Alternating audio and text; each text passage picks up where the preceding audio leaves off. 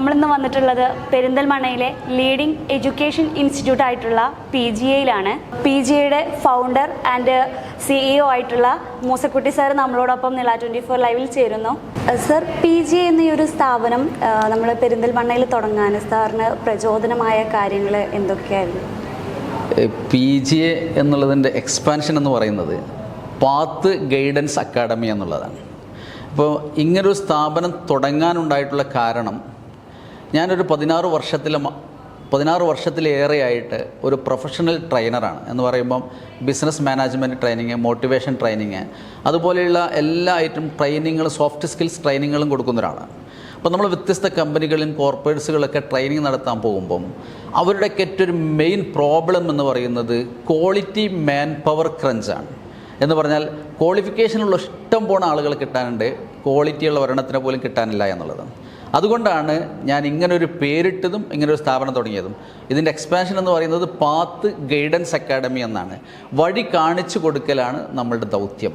എന്ന് പറഞ്ഞാൽ കൃത്യമായ പുസ്തക ചട്ടക്കുള്ളിലുള്ളത് പഠിപ്പിക്കുന്നതിന് പകരം അവനവൻ്റെ മേഖലയിൽ എക്സൽ ചെയ്യാൻ ആവശ്യമായ എല്ലാ ട്രെയിനിങ്ങുകളും കൊടുത്തുകൊണ്ട് ഈ സ്ഥാപനത്തിൽ വരുന്ന ഓരോ വ്യക്തിയെയും അവൻ്റെ മേഖലയിൽ എക്സലൻ്റാക്കി മാറ്റിയെടുക്കുക എന്നുള്ളതാണ് PGAയുടെ ദൗത്യം. അതുതന്നെയാണ് നമ്മൾ ചെയ്തുകൊണ്ടിരിക്കുന്നത്. സാർ, എത്ര വർഷമായി ഈ ഒരു സ്ഥാപനം തുടങ്ങിയിട്ട്? സാധാരണഗതിയിലെ ഒരു സ്ഥാപനം തുടങ്ങിയ നമുക്ക് ചാലുവായി തുടങ്ങിയ 2-3 വർഷമാവും. പക്ഷേ എൻ്റെ അറിവിൽ ഈ ഒരു സ്ഥാപനം 1.5 ഇയർ ആയിട്ടുള്ളൂ. അപ്പോൾ ഈ ഒരു സ്ഥാപനം ഇത്രയും പ്രഗത്ഭമായിട്ട് മുന്നോട്ട് കൊണ്ടുപോകാൻ താങ്കൾക്ക് എന്താണ് കൂടുതലായിട്ട് ഇൻസ്പയർ ആയിട്ടുള്ള ഒരു കാര്യം? മാഡം പറഞ്ഞ പോലെ തന്നെ ഞങ്ങൾ 2 വർഷം ആകുന്നതേ ഉള്ളൂ ഈ സ്ഥാപനം തുടങ്ങിയിട്ട്. പക്ഷേ എല്ലാവരെയും പോലെ ഞാനും സെറ്റ് ചെയ്തിരുന്നൊരു ഗോള് ഒരു 2 വർഷം കൊണ്ട് ബ്രേക്ക് ഈവൻ ആക്കുക എന്നുള്ളതായിരുന്നു. പക്ഷേ നമ്മൾ 1 വർഷം കൊണ്ട് തന്നെ സ്ഥാപനം നല്ല ലാഭത്തിലേക്ക് എത്തി എന്നുള്ളതാണ് കാര്യം. ഇതിൻ്റെ ഒരു കാരണം എന്ന് പറയുന്നത്, ഞങ്ങൾക്ക് അത്രയും നല്ലൊരു ഇമ്പാക്റ്റ് ഉണ്ടാക്കാൻ സാധിച്ചിട്ടുള്ളത് എൻറ്റയർലി ഡിഫറെൻ്റ് ആയിട്ടുള്ളൊരു സ്ഥാപനമാണ് PGA എന്ന് പറയുമ്പോൾ. നമ്മുടെ നാട്ടിലെ ഒരു രീതി, ഒരു പ്രിവെൻറ്റീവ് ഇൻ്റർവെൻഷന് പകരം ഒരു കൺവെൻഷണൽ ഇൻ്റർവെൻഷനാണ് നമ്മുടെ നാട്ടിലേക്ക് കൊടുത്തുകൊണ്ടിരിക്കുന്നത്. എന്ന് പറഞ്ഞാൽ ഞാൻ നേരത്തെ സൂചിപ്പിച്ചതുപോലെ മോഡ്യൂൾസ് അല്ലെങ്കിൽ പുസ്തകത്തിൻ്റെ ചട്ടക്കുള്ളിലുള്ളത് പഠിപ്പിച്ച് പരീക്ഷ എഴുതിൽ അതിൽ മാക്സിമം മാർക്ക് വാങ്ങി പുറത്ത് വിടുക എന്നുള്ളതാണ് നമ്മുടെ നാട്ടിലെ രീതി. അതുകൊണ്ട് തന്നെ കേരളത്തിൽ സ്ട്രക്ചറൽ അൺഎംപ്ലോയ്മെൻറ്റ് ഇന്ത്യയിൽ ഏറ്റവും കൂടുതലുള്ളൊരു സംസ്ഥാനമാണ് കേരളം. എന്ന് പറഞ്ഞാൽ തൊഴിലിന് യോജിക്കാത്തത് കൊണ്ട് പിന്തള്ളപ്പെടുന്ന അൺഎംപ്ലോയ്മെൻറ്റ് ഏറ്റവും കൂടുതലുള്ള സ്റ്റേറ്റ് കേരളമാണ്. പഠനമുണ്ടാകും, പക്ഷേ ക്വാളിറ്റി ഉണ്ടാകില്ല. അതുകൊണ്ട് തന്നെ PGA നൽകുന്നത് ഇവിടെ വരുന്ന ഓരോ കുട്ടിയെയും അവൻ്റെ പഠിക്കാനുള്ള മോഡ്യൂൾസുകൾക്കൊപ്പം അവന് ലൈഫ് സ്കിൽസുകൾ അല്ലെങ്കിൽ സോഫ്റ്റ് സ്കിൽസുകൾ നൽകി അവൻ്റെ മേഖലയിൽ അവനെ എക്സലൻ്റാക്കി മാറ്റുക എന്നുള്ളതാണ്. ഇപ്പോൾ വ്യത്യസ്ത കോർപ്പറേറ്റ് സ്ഥാപനങ്ങളും ഹെൽത്ത് കെയർ ഇൻസ്റ്റിറ്റ്യൂട്ടുകളും ഹെൽത്ത് കെയർ സ്ഥാപനങ്ങളിലൊക്കെ ഞാൻ ട്രെയിനിങ് കൊടുക്കുന്ന നിരന്തരം ആളുകൾ ശ്രമിച്ചുകൊണ്ടിരിക്കുകയാണ്. അപ്പോൾ ഞാൻ നേതൃത്വം കൊടുക്കുന്ന ഒരു സ്ഥാപനത്തിന് അതിൻ്റെ ക്വാളിറ്റി ഉണ്ടാകുമെന്നുള്ളത് അറിഞ്ഞുകൊണ്ട് തന്നെ ആളുകൾ ഇവിടെ വരികയും അവർ എന്താണോ പ്രതീക്ഷിക്കുന്നത് അതിലധികം നമ്മൾക്ക് കൊടുക്കാൻ കഴിയുകയും ചെയ്യുന്നത് കൊണ്ട് 1 വർഷം കൊണ്ട് തന്നെ നമ്മുടെ സ്ഥാപനം നല്ല വിജയത്തിലേക്ക് എത്തുകയും ഇവിടെ വന്ന കുട്ടികളൊക്കെ ഒരു എൻറ്റയർലി ഡിഫറെൻറ്റ് പേഴ്സണാലിറ്റി ആയിട്ടാണ് ഇവിടെ നിന്ന് തിരിച്ചു പോയിട്ടുള്ളത്. ഏത് രീതിയിലാണോ ഇവിടെ കടന്നു വരുന്നത് ആ രീതിയിൽ തന്നെ തിരിച്ചു പോകാതെ അവരുടെ ഏത് മേഖലയാണോ തിരഞ്ഞെടുത്തിട്ടുള്ളത് ആ മേഖലയിൽ അവരെ എക്സലൻ്റാക്കി മാറ്റിയിട്ടാണ് നമ്മൾ പുറത്ത് വിടുന്നത്. അതുകൊണ്ട് തന്നെ അവരൊക്കെ നമ്മൾ ഇൻറ്റേൺഷിപ്പിന് കൊടുക്കുന്ന സ്ഥാപന മേധാവികളെ തിരിച്ചറിഞ്ഞ് അവരെ ജോലിക്ക് നിയമിക്കുന്ന ഒരവസ്ഥ സംജാതമായിട്ടുണ്ട്. അത് സ്ഥാപനത്തിനും എന്നെ സംബന്ധിച്ചിടത്തോളം വളരെ സന്തോഷം നൽകുന്നൊരു കാര്യമാണ്. സർ, എന്തുകൊണ്ടാണ് ഈ ഒരു PGA ബാക്കി സ്ഥാപനങ്ങളിൽ നിന്നും വ്യത്യസ്തമായിക്കൊണ്ടിരിക്കുന്നത്? ഇവിടെ ഇപ്പോൾ നമുക്ക് കുട്ടികൾക്ക് സോഫ്റ്റ് സ്കിൽ ട്രെയിനിങ്, അങ്ങനെ വ്യത്യസ്തമായ ട്രെയിനിങ് സ്കിൽസുകൾ ഇവിടുന്ന് കുട്ടികൾക്ക് നൽകുന്നുണ്ട്. അപ്പോൾ എന്തൊക്കെ കാര്യങ്ങളാണ് കുട്ടികൾക്ക് വേണ്ടിയിട്ട് ഇവിടെ വ്യത്യസ്തമായിട്ട് ഇവിടെ പ്രൊവൈഡ് ചെയ്യുന്നത്? നമ്മൾ എന്തൊക്കെയാണോ ഇവിടെ വ്യത്യസ്ത 10ഓളം കോഴ്സുകൾ ഞങ്ങളിവിടെ നടത്തുന്നുണ്ട്.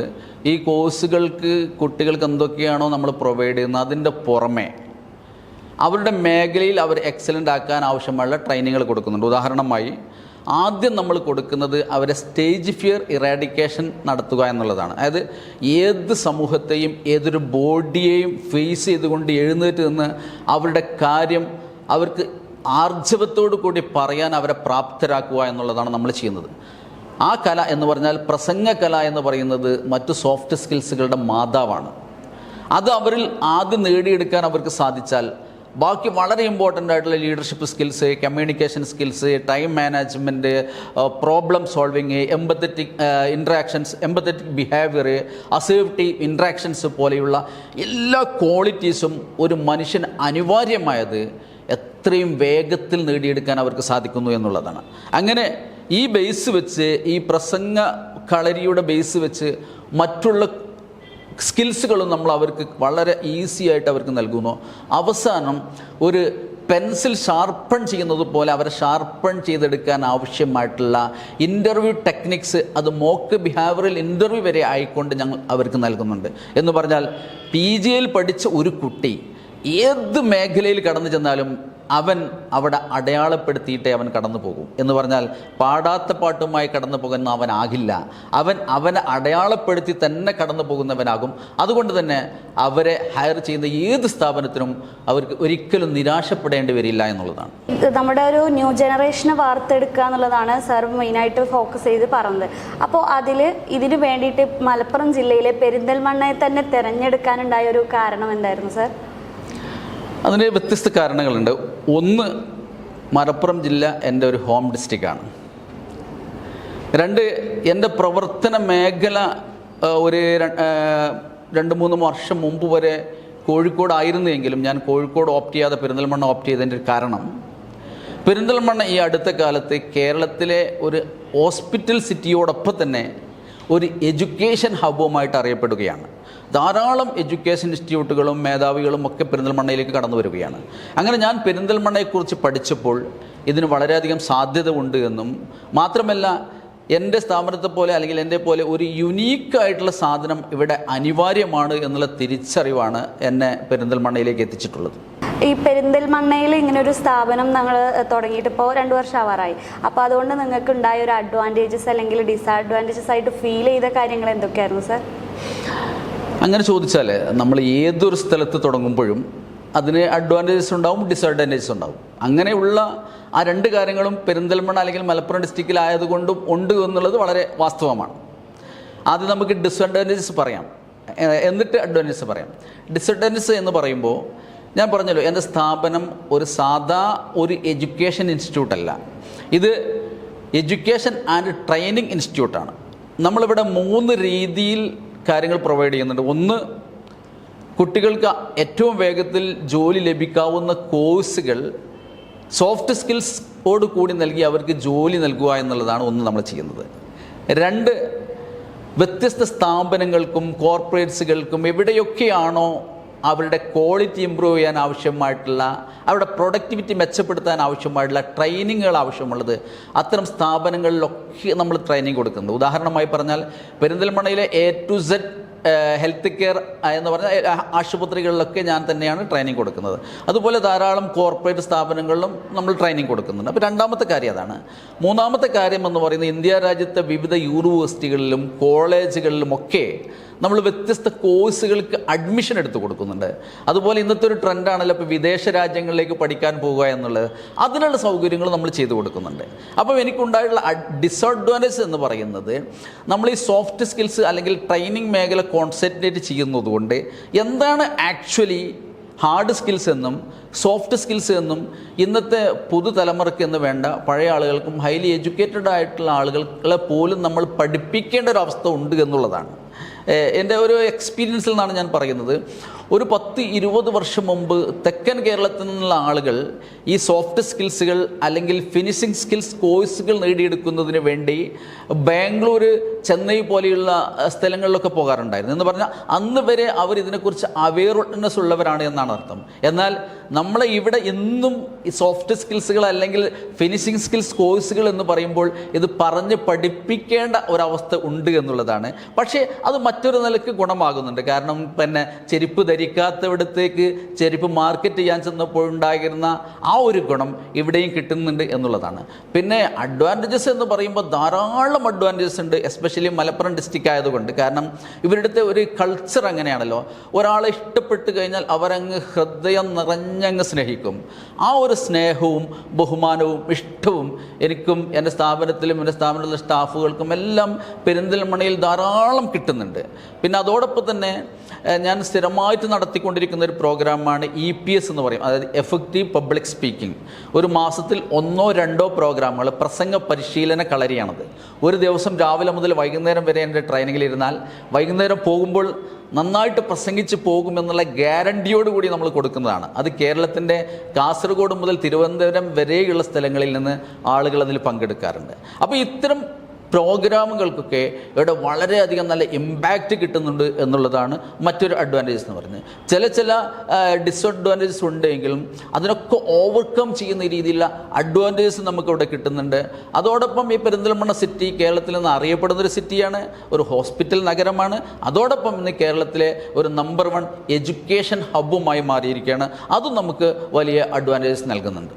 ഓക്കെ സാർ, സാറോട് ഇത്ര നേരം സംസാരിച്ചതിൽ സാറിൻ്റെ സംസാരത്തിൽ നിന്ന് സാർ ഒരുപാട് വ്യത്യസ്തമായ ചിന്താഗതികളും വ്യത്യസ്തമായ അഭിപ്രായങ്ങളുള്ള ഒരാളാണ്. അപ്പോൾ ഈ ഒരു എഡ്യൂക്കേഷൻ ഫീൽഡിൽ സാറിന് ഇനിയും എന്തൊക്കെ ഞങ്ങളോട് പറയാതെ പറയുന്ന ഒരുപാട് കാര്യങ്ങളുണ്ട്. അത് ഞങ്ങളുടെ ചാനലിന് വേണ്ടിയിട്ടൊന്ന് സാറൊന്ന് എക്സ്പ്ലെയിൻ ചെയ്യാമോ? അതിലെനിക്ക് നമ്മുടെ പ്രഗത്ഭനായ നടൻ മമ്മൂട്ടി പറഞ്ഞ മറുപടിയാണ് പറയാനുള്ളത്. എല്ലാ രഹസ്യങ്ങളും നമ്മൾ റിവീൽ ചെയ്യാൻ പാടില്ല, എന്നാൽ പറ്റുന്നതൊക്കെ നമുക്ക് റിവീൽ ചെയ്യുകയും ചെയ്യാം. അതുകൊണ്ട് ഒരു 50% കാര്യം ബിസിനസ്സും കൂടിയാണല്ലോ ഇത്, അപ്പം അത് രഹസ്യമായിട്ട് തന്നെ ഇരിക്കട്ടെ.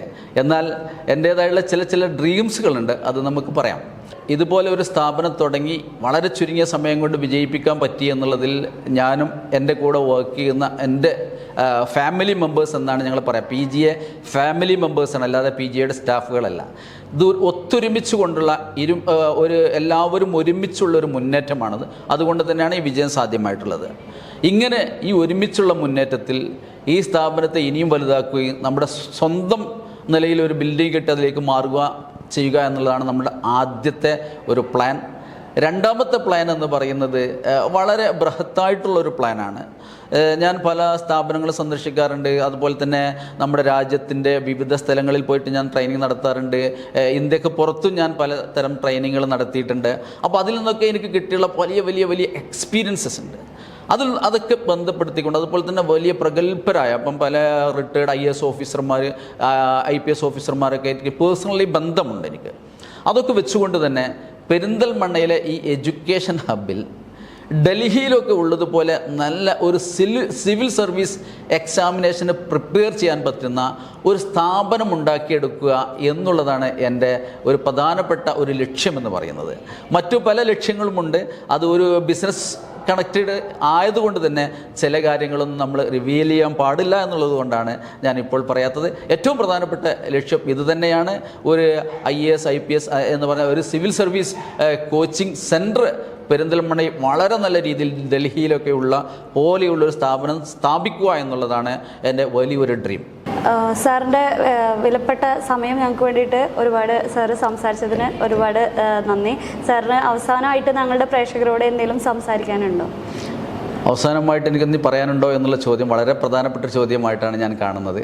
കാരണം എൻ്റെ സ്ഥാപനത്തെ എല്ലാവരും തിരിച്ചറിയണമെന്നും ഈ സ്ഥാപനവുമായി കണക്റ്റഡ് ആകുന്ന ഒരാൾക്കും നിരാശപ്പെടേണ്ടി വരില്ല എന്നും, നിങ്ങൾ എന്ത് ആഗ്രഹിക്കുന്നതോ ആ ആഗ്രഹിക്കുന്നത് നേടിയെടുക്കാൻ നിങ്ങളെ പ്രാപ്തരാക്കുക എന്ന് പറഞ്ഞാൽ സ്കിൽ സെറ്റ് ഉണ്ടാക്കുക എന്നുള്ളത് തന്നെയാണ് ഏറ്റവും ഇമ്പോർട്ടൻറ്റ്. അതല്ലാതെ നിങ്ങളെ ഒരു ക്യാപ്പബിലിറ്റിയേക്കാളേറെ നിങ്ങളുടെ ആറ്റിറ്റ്യൂഡ് പോസിറ്റീവാക്കി എടുക്കുക, അതുപോലെ തന്നെ സോഫ്റ്റ് സ്കിൽസുകൾ കൃത്യമായിട്ട് എക്സൽ ചെയ്യാൻ ആവശ്യമായുള്ള സോഫ്റ്റ് സ്കിൽസുകൾ ഉണ്ടായിരിക്കുക എന്നുള്ളത് തന്നെയാണ് ഇന്നത്തെ മാർക്കറ്റിൽ തിളങ്ങി നിൽക്കാൻ അനിവാര്യമായിട്ടുള്ളത്. അതുകൊണ്ട് PGA അഥവാ പാത്ത് ഗൈഡൻസ് അക്കാഡമി എന്ന ഈ സ്ഥാപനവുമായി ബന്ധപ്പെടുന്ന ആർക്കും നിങ്ങൾ ആഗ്രഹിക്കുന്നത് നേടിയെടുക്കാൻ സാധിക്കട്ടെ എന്ന് ആശംസിക്കുന്നു. അതിന് ഞങ്ങൾ തയ്യാറാണെന്ന് കൂടി അറിയിക്കുന്നു.